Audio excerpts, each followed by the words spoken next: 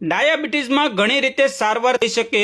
હું અહીં ડાયાબિટીસના દર્દીઓને ઉપયોગી થાય તેવી કેટલીક ટિપ્સ દ્વારા જવાબ આપવાની કોશિશ કરું છું।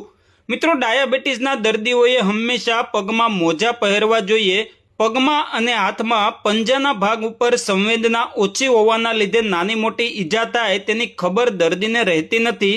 ઈજા થવાથી રૂજ ઝડપથી આવતી નથી, તેથી હાથ પગમાં મોજા પહેરવા ડાયાબિટીસમાં ખૂબ જ જરૂરી છે। ડાયાબિટીસના દર્દીઓએ નિયમિત 30 થી 40 મિનિટ સુધી કસરત કરવી જોઈએ। સવારે વહેલા ચાલવાની કસરત અને ટ્રેસિંગની કસરત કરવી જોઈએ।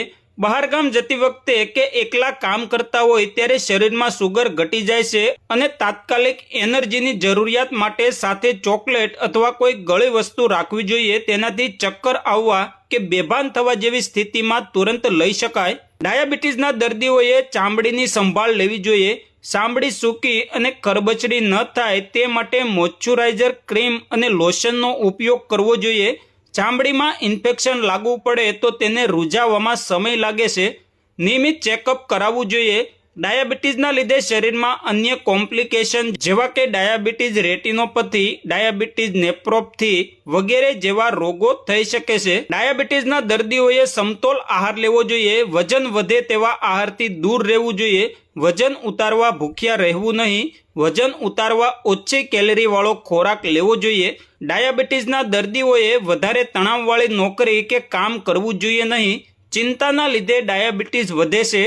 ડાયાબિટીસના દર્દીઓએ જરૂરિયાત પૂરતી ઊંઘ લેવી જોઈએ।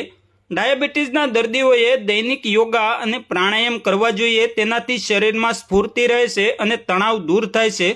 શ્વાસોશ્વાસની કસરત આવા દર્દીઓને ખૂબ જ ફાયદો કરે છે। ડાયાબિટીસના દર્દીઓએ ખાસ વ્યસનથી દૂર રહેવું જોઈએ।